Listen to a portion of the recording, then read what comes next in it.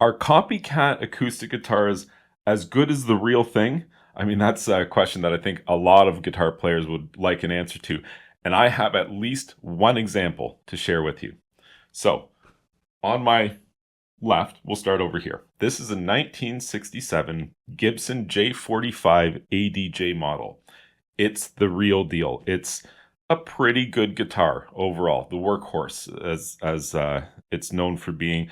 The adjustable bridge on it is original for how it came. I've never endeavored to change it, though it's known to be a tone killer, and I can attest to that. It is not my best playing guitar. I probably have 10 guitars of varying value that play better than that one.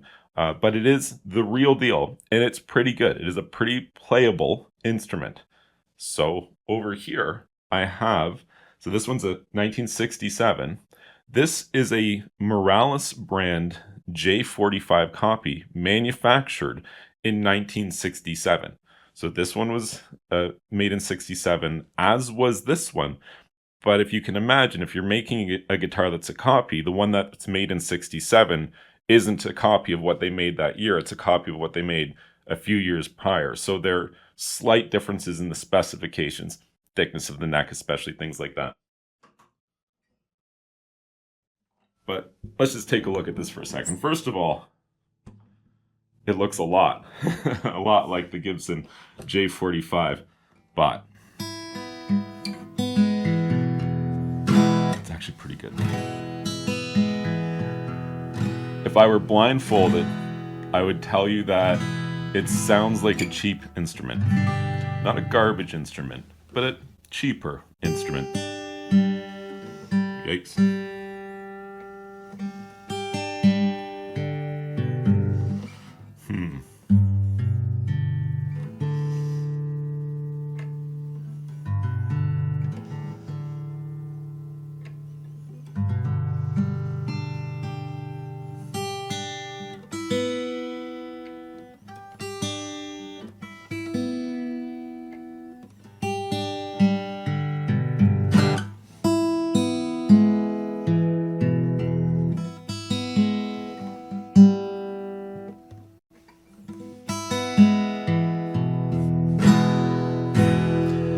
It kind of tunes up.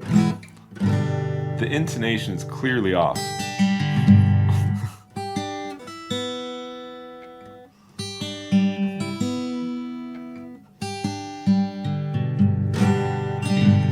Okay, this guitar is not my favorite. Now, let's be fair to this guitar, old as it is, because it's very old, and it's in very nice condition as well.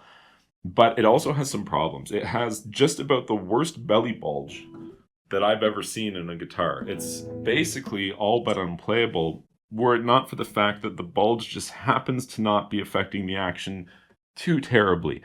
Realistically, this guitar is headed for the junk pile because the resale value on this Morales guitar is nothing. It's zero, and that's assuming it was if it was a serviceable instrument, you might get as much as $100 for it. And you'd probably be getting your money's worth at about $100. Should we do a control test? I kind of feel like we need a control test in here. So we've got the two Gibsons, and I'm going to compare them. But you're like, is this even good? Let me show you. This is possibly the only non-vintage guitar on the wall here in my collection. This is the most entry-level acoustic guitar that you can get from Yamaha, relatively currently from your local music store. Cheapest thing they got. Can you hear it? Can you hear the cheapest thing that they got isness to it? I tell you what, this guitar intonates one heck of a lot better than the Morales there. But it also doesn't have that wicked belly bulge. And I had to play some 50 of this exact model in order to find this one which actually intonates well like this. It's so hit or miss with these entry-level guitars. But this is what like $100 to $200 will get you from your modern day local music store.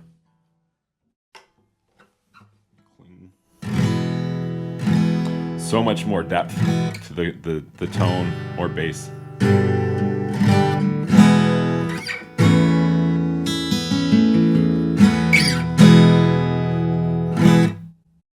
Elixir light gauge strings on everything that I'm playing here, so at least it's a even comparison in that regard. All right. So that Morales is worth like nothing up to and including $100. If somebody charged you $300 for it, they're absolutely stealing money from you. I don't think that anyone would buy one for that price. This one in my hand that it was copying is 10 times that dream speculative value. Like, this is a $3,000 guitar to most people.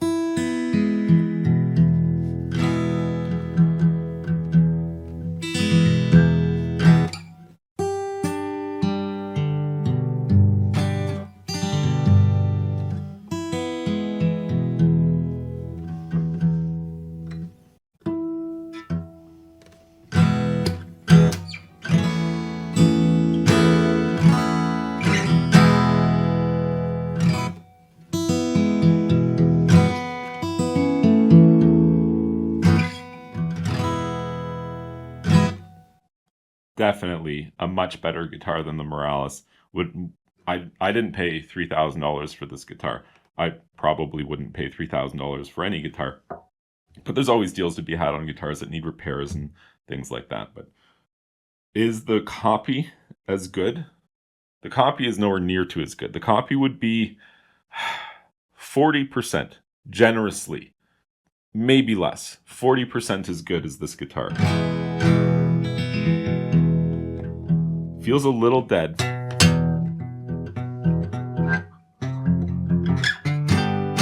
The other guitar doesn't have the adjustable bridge that this one has.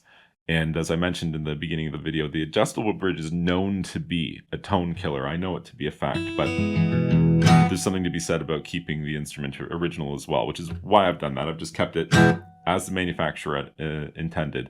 And I do think we're giving up some tone, and notably Gibson is known for their that low end, and it doesn't really have it on this J45. And I bet you with the same style of bridge, without the belly bulge that the Morales has, I bet you this could sound twice as good as it does now, and it already sounds so much better than the Morales. So in this particular instance, it's very interesting to me just how much visually they've done a great job with the copy, which really I think is all they're going after. For most copycat instruments, they weren't really trying to make something that sounded as good.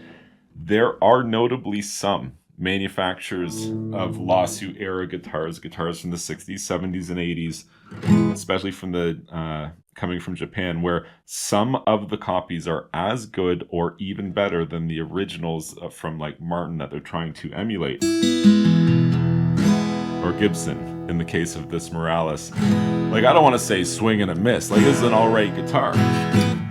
And if I didn't have $3,000 to spend on a J45, you know what? This one looks a lot like a J45 when I squint. It doesn't really sound like one, but I think that there'd be better examples in the market that don't have this end-of-life belly bulge that this one's experiencing here. They're a dime a dozen. The Morales is a brand that carries essentially no name value whatsoever. If you start to Google them now that you know the name, you'll find them out there, and they make a passable copy here. But there's a lot better options. Like, if I was looking for a better copycat instrument, for sure, just look for Morris guitars, especially if you want Gibson. Like, they made a couple of different, these are just Gibson designs here that they're just slapping the old Morris name on, and that's the, not them specifically, but this is the whole idea of the lawsuit era guitars, is the copycat instruments of the mainstream Gibsons and Martins of the time. So if you're looking for a Gibson copy, I bet you that the best version that you're going to get is not this Morris brand, but more so from one of these other ones. Heck, let's play one. They're not J45s, but it'll give you a good idea. Since you're here learning about made in Japan guitars, you're seeing a comparison between a copycat and a real one. Let me show you what one of these better copycat instruments sounds like.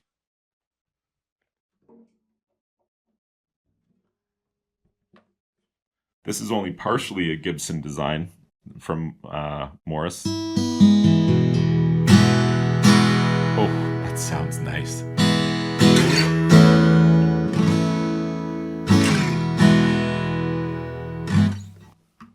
Wow.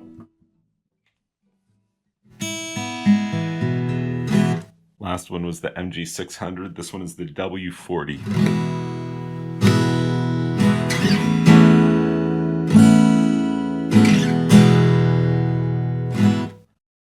Amazing. So yeah, there's some pretty good guitars out there. The copies that are the best, I mean, you got to hunt far and wide to find the really good representations of the copycat instruments of the era. Most of the brand names out there that I've played, they look decent, but they're not really great playable instruments. But if you want to try to take like, your chances here, but pick a safe route, I'd recommend picking Morris guitars. Their model numbers indicate the price that they sold for at the time. A W20, 20,000 yen. W40, 40,000 yen. A W60, 60,000 yen. You get it. It's pretty simple.